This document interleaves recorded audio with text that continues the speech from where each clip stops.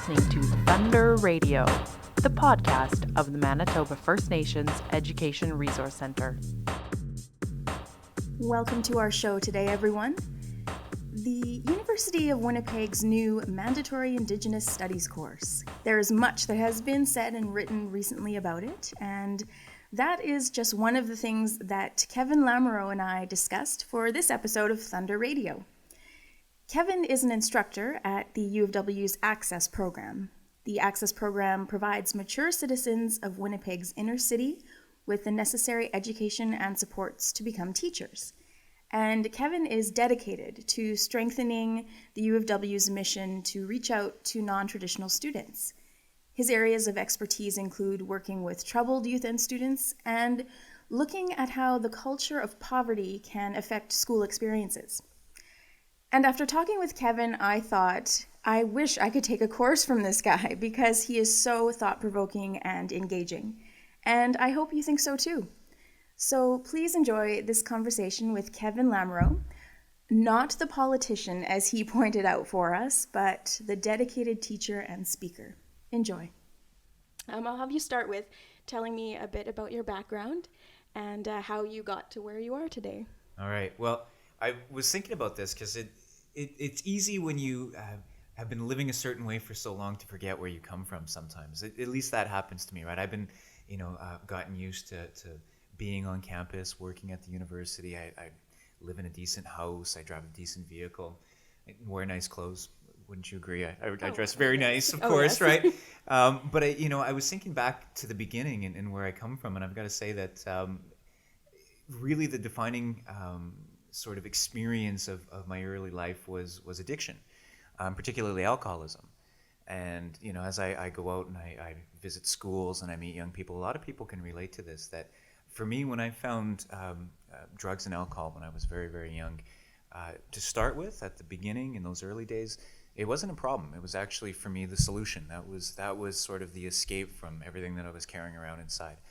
The wreckage of my family, post-colonialism, intergenerational trauma, residential schools, poverty, all of those things that I was running away from that I wasn't ready to do my healing work on were front and center, and alcohol and drugs for me were an escape. And of course, what happens very quickly when you engage in that kind of lifestyle is that quickly that boomerang turned and began to cut my life to ribbons. And I was thinking about this. You talk about how did I get to where I was, and you look back at all these turning points, right? One of the turning points I was thinking about, and I got to tell you this, I always assume, this is how stereotypes work, I got to tell you, I always assumed that MFNERC was in the North End. I don't know why I always assumed that. And I should have known better, but I just assumed that we would meet and then I would go down to Nietzsche Foods and go get some bannock. And then well, we've moved a few times. Have you? Okay. Yes. Maybe stop by the Friendship Center and visit Michael Champagne. But just coming down here to the south to Waverly, I could feel the property values going up with every city block I drove further south, but I should have known better. But I was when I was young, I was 18 years old, and this is after that boomerang had turned, and my life was becoming chaos, and the drinking was starting to destroy everything that I cared about. I got pulled over with a group of friends, and this is one of those turning points. And these people that I were hanging around with, I call them friends. They were shady people. They were people that were up to no good, not living a good life, not living in a good way. And we got pulled over by the police on Dufferin, right beside the Main Street projects. And I can still remember this clearly. It's one of those memories that stands out in my mind. The police officer came up to the car. We all stepped out, and he started to search the vehicle. And I was sitting in the passenger seat that evening. Again, this is 18 years old, wintry evening. This was actually March 20th, 1996. So almost 20 years ago to the day when we're recording, just a couple of weeks off. And I was sitting underneath my seat. There were not good things, illegal things underneath my seat. And the police officer began to rip apart the vehicle. He opened the console. He opened up the glove compartment, looked in the back seats, was feeling in between the seats, was checking our pockets. And I understood what was happening in that moment. I went outside, and I was sitting on, kind of leaning back on the hood of this vehicle, looking out at the sky, and the snow was coming down. It's kind of got that pinky orange color when the snow was in the Manitoba skies. And I knew what was happening. I knew that my life was over. I knew that he was going to find what he was going to find, and that was it. With what we were carrying, that's a long time. That's not a Headingley charge. That's a Stony Mountain charge, and I knew that. was going to end up in the same place as a lot of my uncles had gone to, people that I knew, and that was going to be my life. It was over. And for whatever reason, that evening, when he was looking around, he suddenly stopped, told us to get back in the car, and sent us on our way. And he didn't look under the passenger seat. And to this day, I call that what you will, call that blind luck, call that, divine intervention, call that a loving gesture on the part of the Creator, whatever it was. It's a turning point. If the police officer had finished his job, done what he was trained to do, we would have never met. We wouldn't be having this interview. But instead, it went a different direction. And 4 days later, I went into the AFM and started my road towards sobriety and towards sort of rebuilding and doing the healing work that I had been putting off for all of my childhood at that point in time. We talk about how do I get there. I went back to school. I dropped out of high school. I went back to high school, and I was kind of floundering around trying to figure out what I was going to do. Thought I wanted to be a truck driver, actually. That was my ambition. And the reason I wanted to be a truck driver is because I'd gone to ceremonies in the South, and I had in Duluth, actually, and I met some Lakota people, some Cree people, some Ojibwe people, and this was part of this journey that I was on towards sobriety. And one of them drove a truck. And he had this beautiful, he drove a long distance rig, but he also had a pickup truck, which was really nice. He talked about having a big screen TV at home, and I thought, holy smokes, wouldn't that be nice? And so that was my ambition. I thought if I could get to that point, that would be amazing. Wouldn't have been anything wrong with that, but what happened is my high school guidance counselor saw something. This is when I went back to school. He saw something in me, and he took me to the campus, to U of W, and I met Mary Young. Mary Young, who since passed away, and Mary Young, just out of the beauty of her spirit and the kindness of her heart and the strength of her being, reached out to me. You got to understand that the Native Student Lounge looked very different at that time. It was First Nation Student Lounge at the time. Wasn't called the Aboriginal Student Service Center. It wasn't the beautiful space we have now. It was in the basement underneath the chapel. So there's all kinds of symbolism there. And it was just Mary. It was just her and a bunch of us kids there. And she brought me into that place. And out of the rest of campus with this flood of students who, I couldn't relate to it all. I felt panicky standing at the bottom of the escalators looking at all these hundreds, if not thousands of kids coming down. But it was there that I felt comfortable. And she actually reached out to me and helped me finish my paperwork. It was like a different language, university paperwork. She helped me get all of my records that they needed. And she literally hand-walked me onto campus.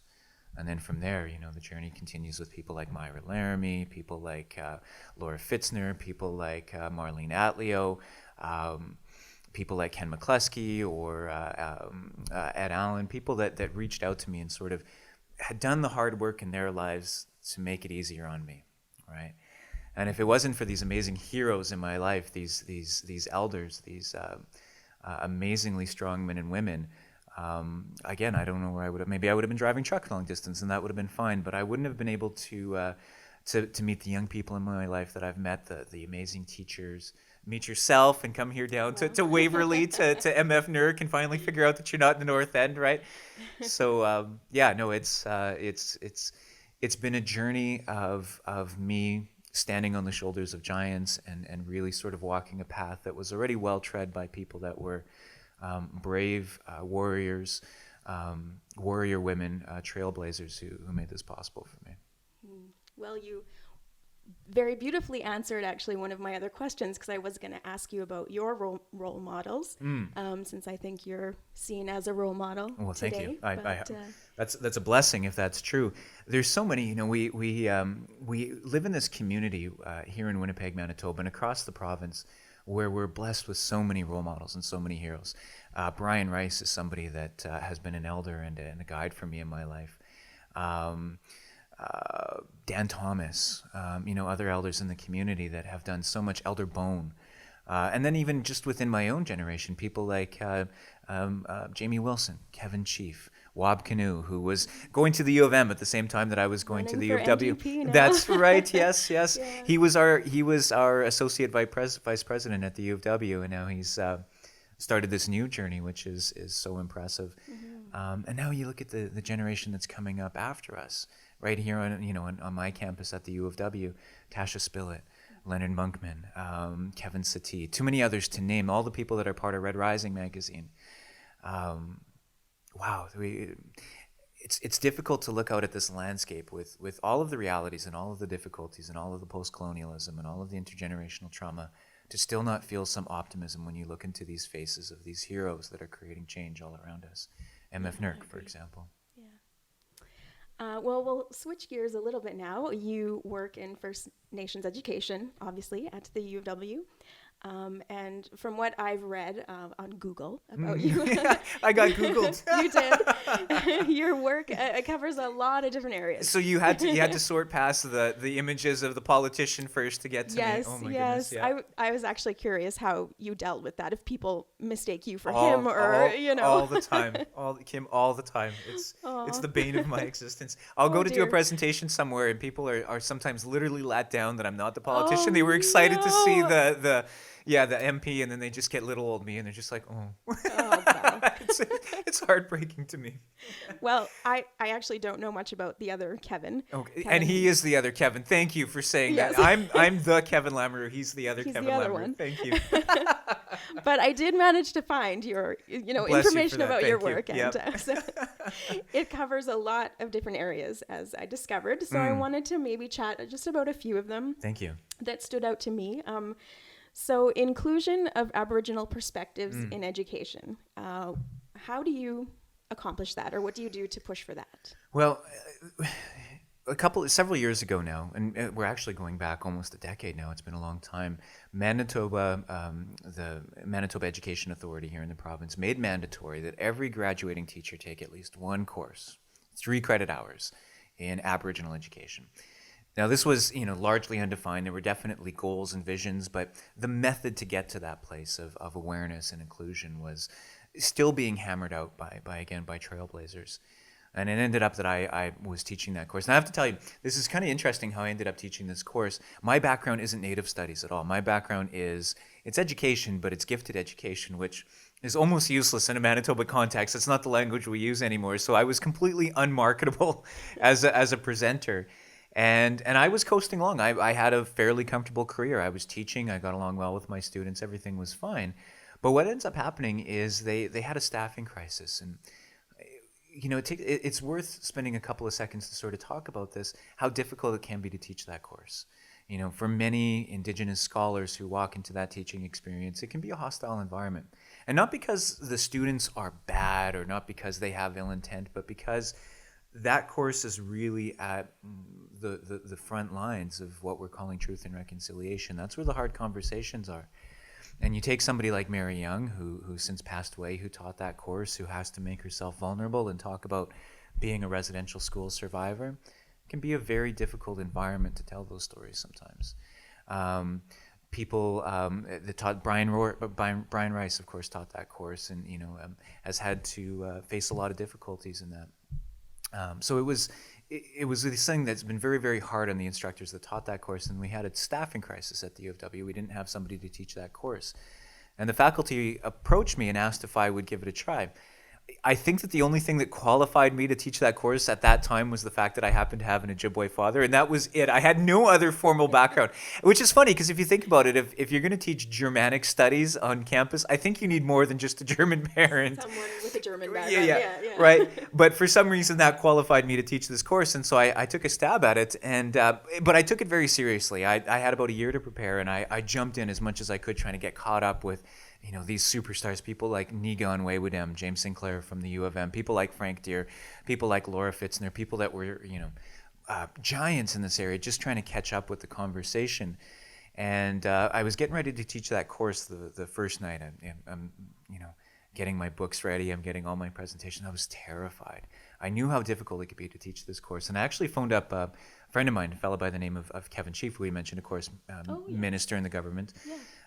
And I said to him, I'm feeling really, really nervous about teaching this course. I'm feeling completely inadequate. And actually, he came back with a bit of wisdom. He said, well, the reason you feel inadequate is because you, in fact, are inadequate to teach this course, which at the time was like, oh my God, I wish I would have phoned somebody else for some support in that regard. But he took the time to explain himself, and he said, look, you don't have to speak for all Aboriginal people. In fact, you shouldn't even try. That's disrespectful. You speak for you. And you've got your circle of knowledge, and where the gift is and where the blessing is that you've got these connections with people who also have their own circles of knowledge, their own bits of the story. And if you can reach out to them and build those relationships, you'll be able to network with a community that is able to speak for itself, right? To give voice, to create the space where that conversation can happen. And I've carried that wisdom with me ever since, that I don't speak for anyone other than myself, but I do want to be somebody that creates the space for good conversations. Now, when I walked into that course, again, teaching Aboriginal education on campus is unlike any other course on campus. It's not academic. It's very emotional. And you can't test or assess it in the same way. How do you assess somebody's personal growth or willingness to look even at some of their own stereotypes or assumptions? How do you do that? It's very different. And the way that I approach it is like this. We start off first talking about our identities, who we are as people, our notions of culture. And there's a famous academic by the name of Martin Brokenleg who talks about culture, and he says that culture is simply that which seems normal to you. And I introduce that concept to my students, this idea that my culture is everything that I just take for granted in my life as being just the way it is. Right? So that when I'm going about my daily business, I'm going to work the way I always go to work. I talk to people the way I always talk to people. I tell the jokes. I do all the things that I do on a daily basis. That's my culture. That's what's normal for me. And what I invite my students to consider is this idea that just because it's normal for me doesn't make it normal for anybody else. And school is really a place where normal is reinforced. Normal comes with a lot of assumptions. Normal is measured on tests. Normal becomes the gateway to university entrance courses. And I think that what we're trying to do is not only include Indigenous perspectives because it's healthy and because that's part of our legacy here in Manitoba, it's part of our place, it's part of our history, but because in expanding business as usual in schools, by taking the perspective that's already taught in schools and extending that to include more perspectives, what we're doing is increasing the experience of belonging for students. We're making school a place where my normal is just as safe as your normal, and together we can learn from each other and really sort of move towards this thing that we call truth and reconciliation. I see Indigenous inclusion not as something that's added on to curriculum. I see it something that's woven into curriculum. I see it something that is a benefit to all students. And I say this regardless of where my students come from, and my students are good people. There's something about education that attracts good people. I have a class of students right now, and they're such a joy to work with, and they bring such enthusiasm to their careers, and it's such a gift for me to be able to work with them. But inside of this, what we have is this opportunity to really understand that if we're doing Aboriginal education the right way, everyone should feel a sense of belonging because of that. Everyone should feel a sense of joy. Everyone should feel a sense of safety. I think that this is something that is academically rigorous and intellectually engaging. It's fun. It's exciting for students. It's a place where I think really, really meaningful teaching and learning can happen. And, at the same time, we get to carve out our experience with truth and reconciliation. If we're doing this right, where schools were once used as a weapon against children, the schools that we negotiate and create together today can be places of healing, where that healing journey that I was on can take place, where that healing work that needs to be done for so many people, Indigenous and non-Indigenous people alike, can happen. All right. I just saw a quote on social media today. I think it was actually my beautiful wife, Jennifer, that posted this quote from Murray Sinclair, who said that, at the same time that First Nations kids were getting these awful messages about their culture in residential schools, the rest of Canadian children were getting that same message about Aboriginal people, right? That Aboriginal people, that culture was without value, was without worth, and it needed to be left behind, right? Because you have to have some sort of way to justify to your citizenry why this awful thing is happening. It's for their own good. So, of course, we recognize that truth and reconciliation is about creating healing for First Nations people, for intergenerational trauma, but all of Canada, I think, is on a healing journey now to repair itself, to really start working towards its full potential as a country. And that triggered in my mind another question that isn't on my list of questions, but okay.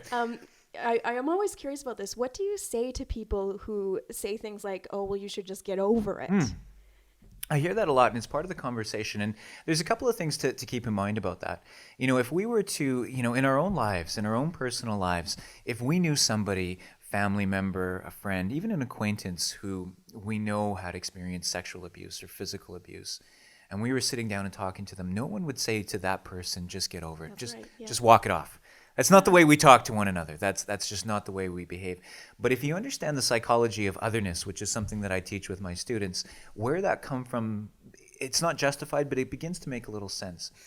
The idea of otherness for me is that when my culture comes into conflict with somebody else's normal, when the way that I live, the way that I view the world, when the things that I hold dear come into conflict with what somebody else believes or lives or holds dear, that can be a breeding ground for what I refer to as otherness. And that's actually language that has been taught to me.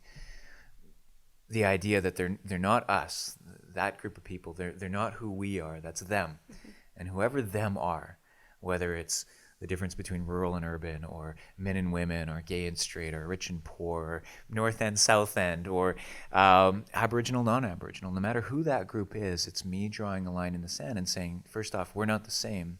And secondly, that's a problem for me, that otherness. And for me, otherness is that psychology, in group-out-group psychology, but it's a continuum. Sometimes it starts like this. Sometimes it starts with, these jokes that we hear where people say, I'm not racist, but... which means you're about to hear something racist.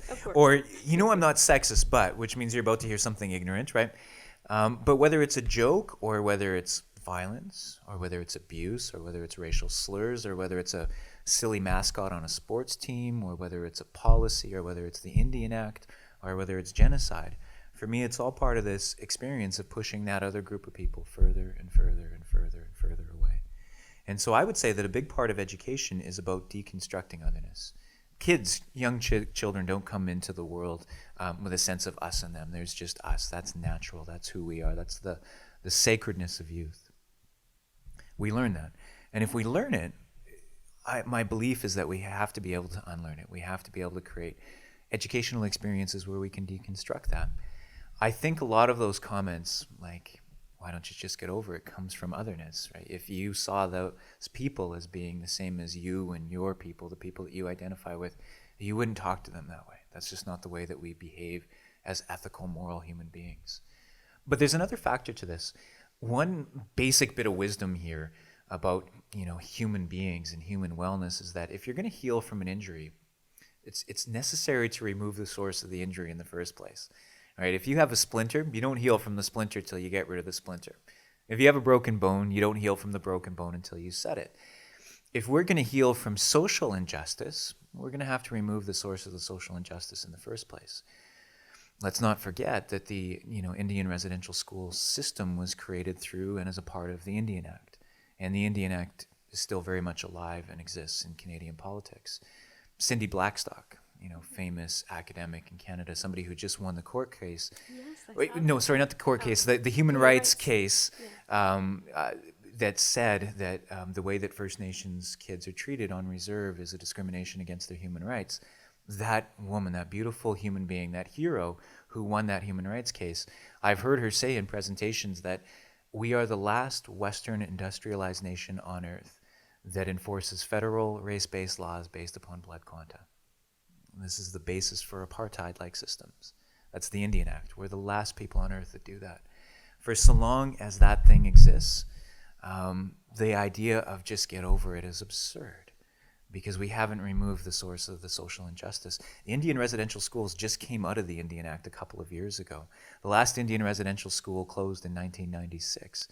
So for the case of educators, I asked them this question: if the last residential school closed, and of course there are schools where people live that still exist, but I'm talking about these mandatory systems that come from the Indian Act.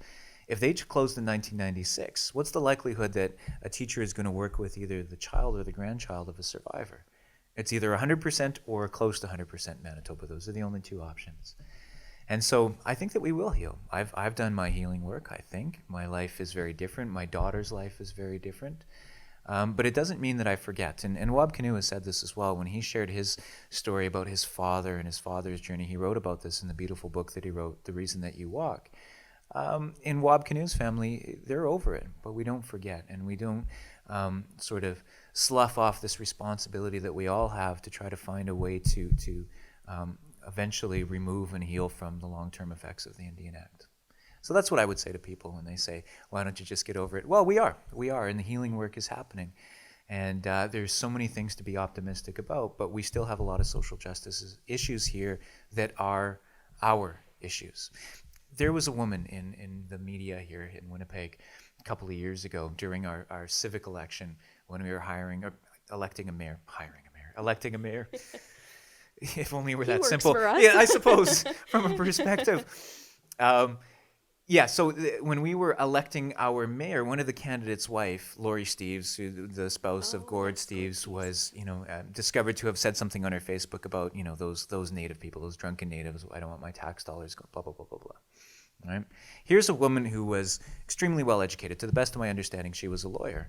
And yet somehow it was possible for her to go through her entire educational experience and not learn anything about those other group of people. She's been affected by the Indian Act. Not as much as the people that were living on the streets in poverty and hardship, but she's certainly been affected by it in that she saw injustice and it wounded her, it hurt her.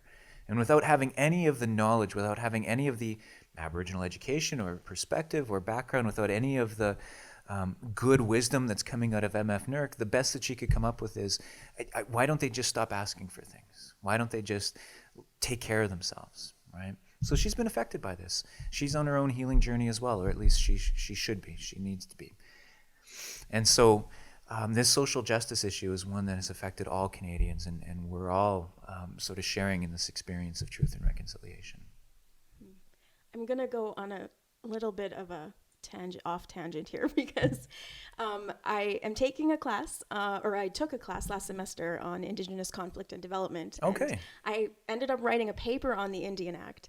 And when you were talking about it, all I could think was, ooh, this is just like my paper. Right.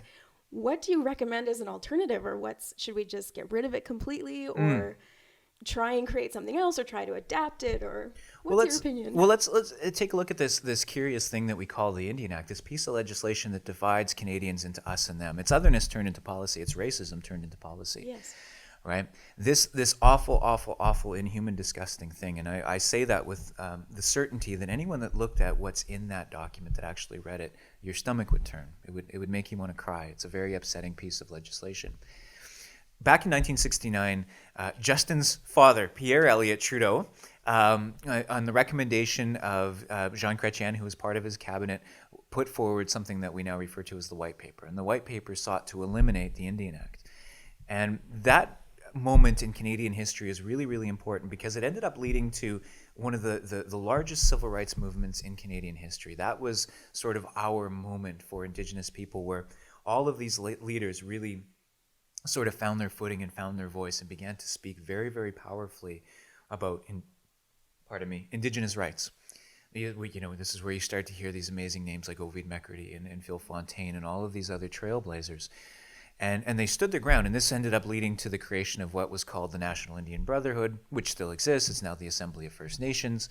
But it was a huge moment for Indigenous people. And the question we might want to ask is why, if this White Paper sought to eliminate the Indian Act, was it met with such resistance, such a huge calling to action for so many Indigenous people? Well, we also have to recognize that white people sought to eliminate treaty identity and treaty rights as well. And it seems that for First Nations people, the right to be able to govern themselves and have their identity and be sovereign is something worth fighting for and worth dying for.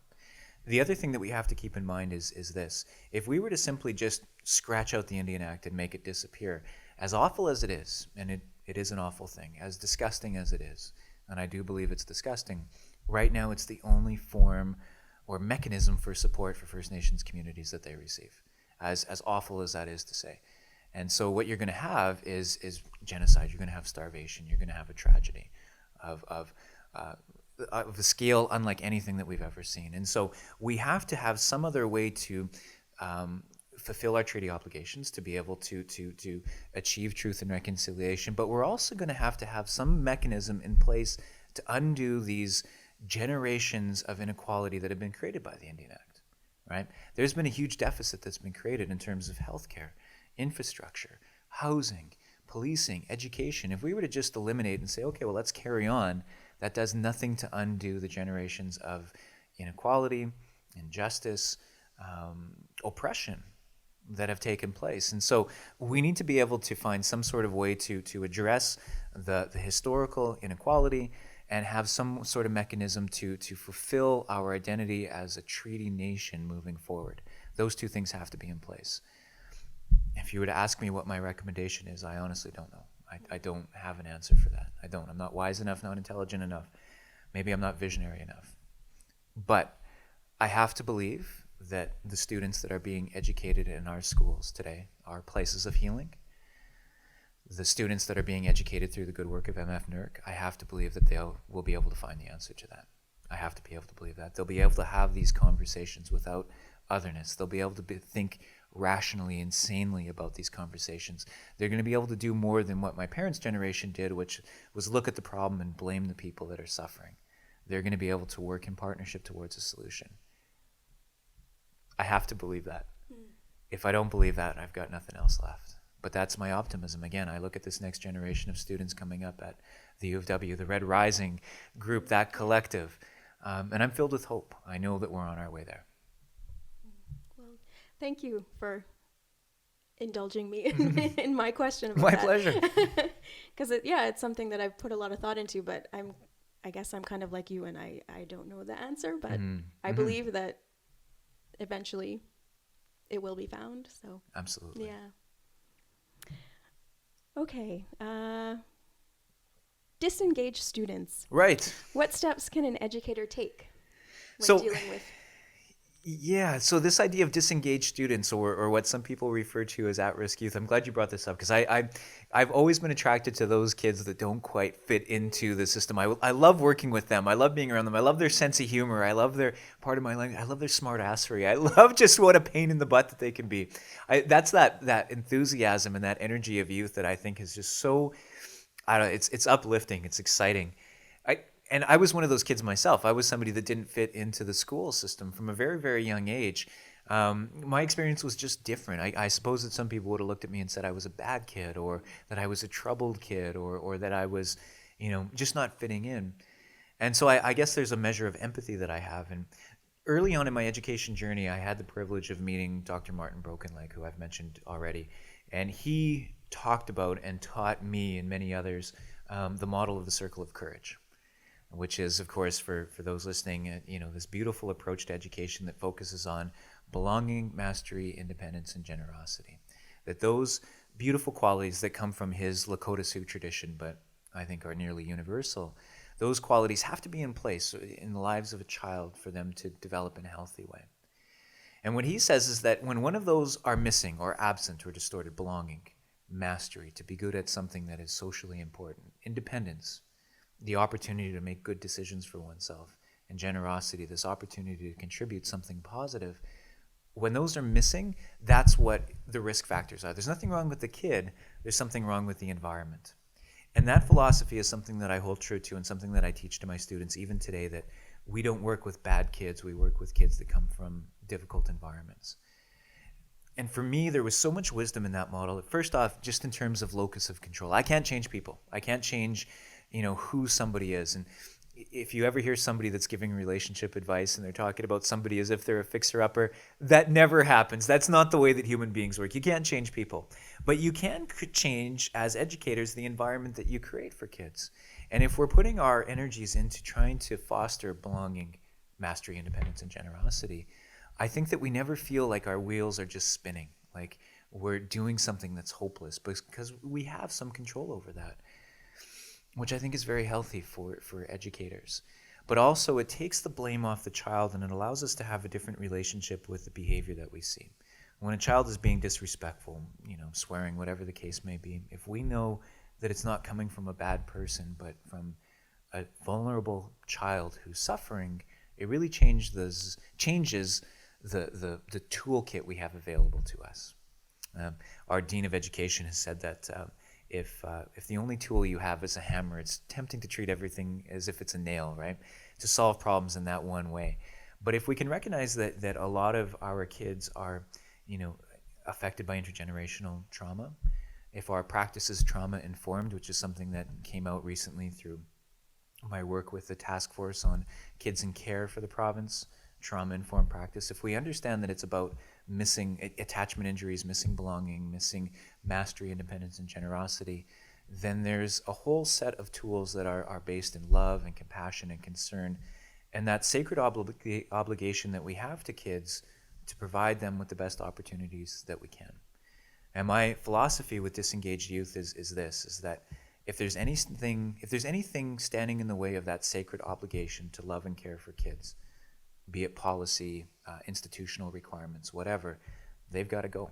It's on us as educators, on adults, to advocate for those changes so that we can go back to that basic relationship with kids. That's my feeling, and that's the way that I approach work with disengaged youth. So then how do you specifically, I guess, draw out the talents or the gifts that you might see in a youth, be they disengaged or otherwise? Yeah. What do you do? Well, the first thing I would suggest, if we were wanting to draw out the gifts or the talents of kids, is first off, get rid of that word gifted. That word gifted actually comes from a mindset that also saw kids referred to as retarded. It comes from the IQ model of intelligence, which, if I had time, I would get into this, actually has its historical origins in eugenics and racism and justification of slavery, all these ugly, ugly things.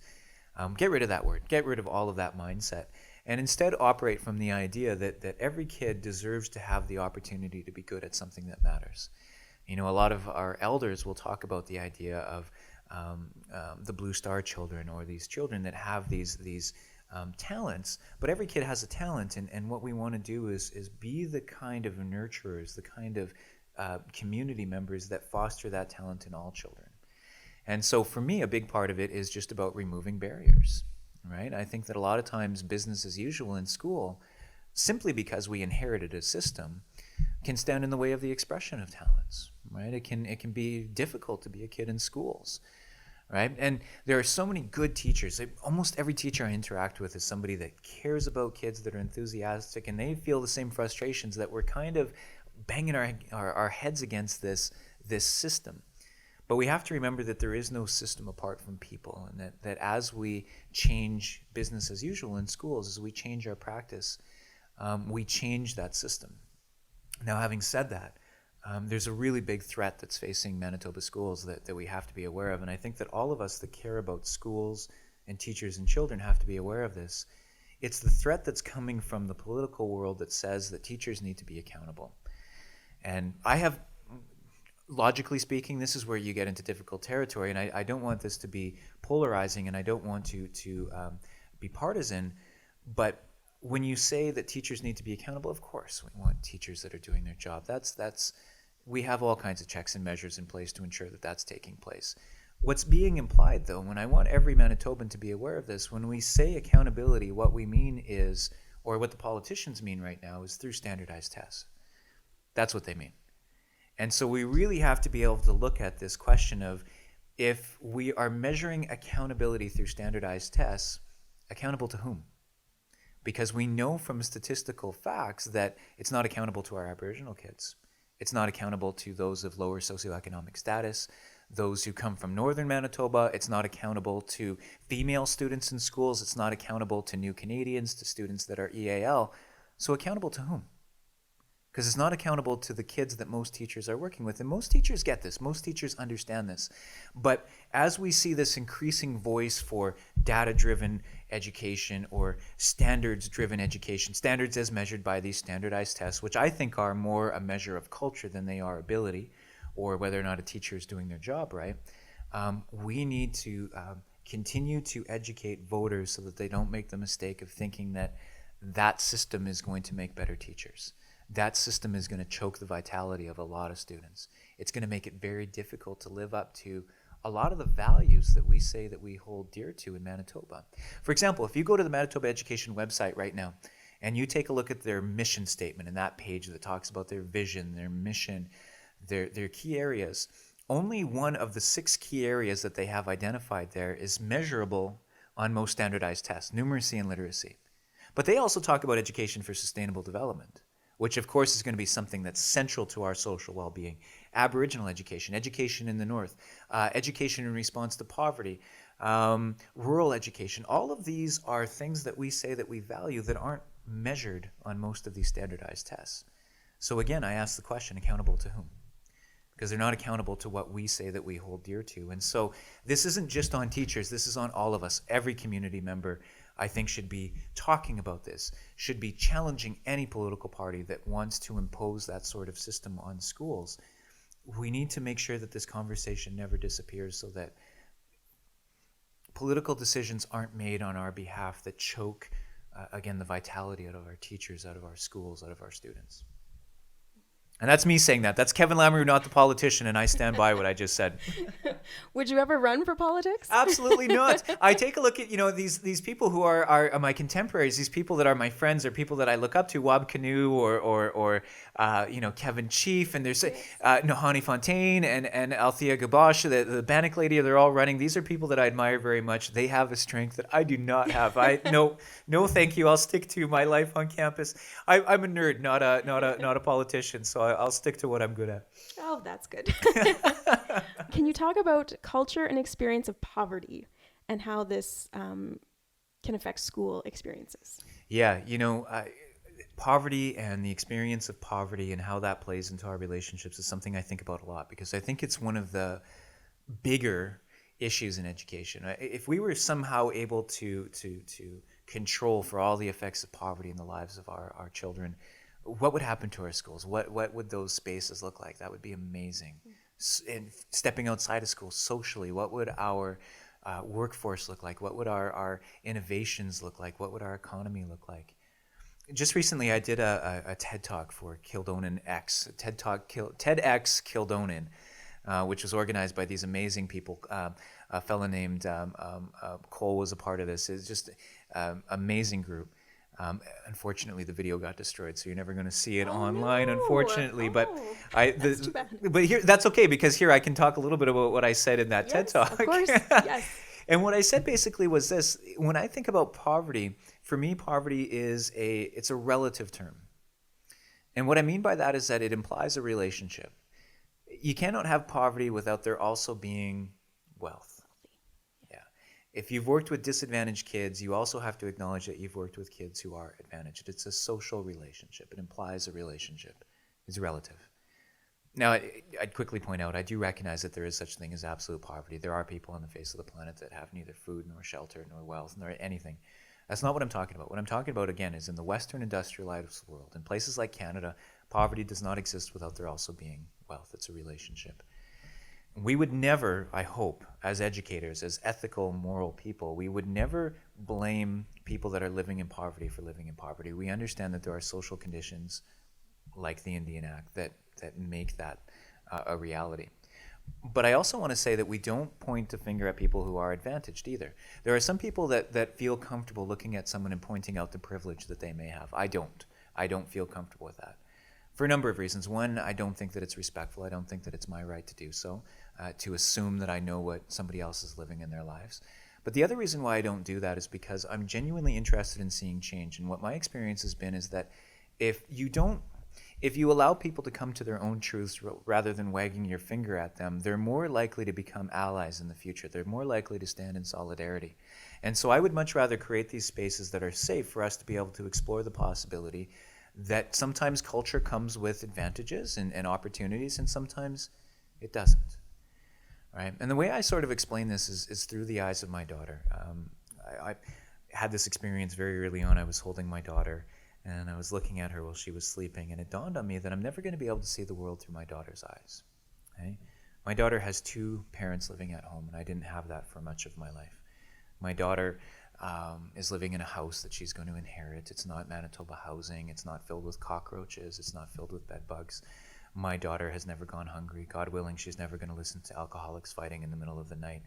Except for some hunters outside of Stonewall, she's never heard a gunshot. I'll never be able to see the world through my daughter's eyes. But I never want my daughter to feel guilty about that. Ever. My daughter, who's just as ethnically Aboriginal as her cousins, has these advantages only because her father had somebody had a moment of luck in his life where a police officer didn't finish doing what he was doing. And there were the Mary Youngs, the Myra Laramies, the people that were able to make this possible for me. She has those things because her parents love her very much and worked very hard to be able to provide her with that. I don't want her to feel guilty about that.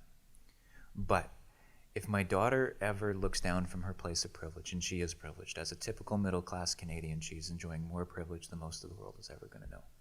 If she ever looks down from her place of privilege at those without and blames them for what they don't have, I feel like I'll have failed her. And so I feel like I'm on a journey with her for her to understand that, as she interacts with her family that may not have as much, they don't have as much not because they're bad people or they didn't work as hard, but because they didn't maybe have the same opportunities. That if she sees somebody suffering, instead of pointing at them and going, I'm sick of these drunken natives, I don't want my tax dollars going to them, to think about how she can help, how she can be part of the solution. I think that we're on this journey together. And I hope that my daughter always sees herself as being somebody who's committed to social justice, to this idea of truth and reconciliation. I want that for all Canadians. Right now, the reality is that not all Canadians start at the same place. Right now, that's often racialized because of the Indian Act. We have inherited a reality, whether we've been in Canada for generations or whether our families have just come to Canada, we're inheriting a reality. We are, as my friend Mark Cooley says, children of that system. Okay? But rather than pointing fingers or blaming or being divided on this idea of us and them, we have an opportunity. The 94 recommendations of the Truth and Reconciliation Commission have mapped out a roadmap home for us. And so we have everything we need to find our way back to the country that we always should have been, to that partnership, that treaty that created this nation. And that's a matter of education. That's a matter of understanding poverty in a sophisticated, ethical way, and understanding that we're not just concerned citizens, we're transformative citizens. We have the opportunity to contribute something. Thank you. How old is your daughter? My daughter is 3.5, and her name is Mina. And many people have heard this story, but I'll just tell you very quickly. Sure. Mina, M-I-I-N-A, is, depending on dialect, it's an Ojibwe word. It's a Nish word that means blueberry. Oh. And so she's my little blueberry. That's where the name comes from. That's my girl. That's a great name. Yeah. Well, I guess just in closing, I'll ask you one more question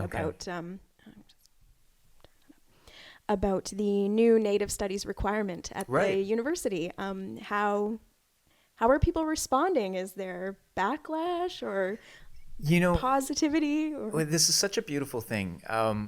University, the whole point to a university and to faculties is for us to debate, and that's what happens a lot. You get any of us nerds together as faculty members, and we like to debate things to death. But one thing that is sort of a point of unity for us at the last Senate meeting, I'm told, I wasn't there, but I'm told that the vote was unanimously in favor of this. That's one thing that everyone at that table agreed was going to be valuable, and that's so beautiful. These conversations are wonderful to see happening. Of course, there's resistance because people don't understand, but that's why those courses are going to be mandatory. And what's also interesting for me to discover is that these courses, they're not being created anew. They already exist. These are things offerings that already exist in every department and every faculty on campus. And so all that we're doing is just sort of redirecting people's attention to be a part of this journey, this awareness, this reclamation of our national identity. It's so crazy to think about the idea of Aboriginal education being something that's added on to schools or universities. Right now we're recording in Winnipeg, Manitoba, Canada. 3 Indigenous words in a row. All of us share this identity together. And so I see it, and I think that most of campus is seeing it as basically a reclamation of our shared identity and an opportunity to ensure that no one walks down the street and points the finger at people who are suffering and fails to see the full story of how we got to where we are. Great. Well, thank you. My pleasure. And that concludes our conversation with Kevin. Thank you again for being here and for sharing so much relevant information with us. And thank you to you, our listeners, for tuning in. We hope you join us next time for another episode of Thunder Radio.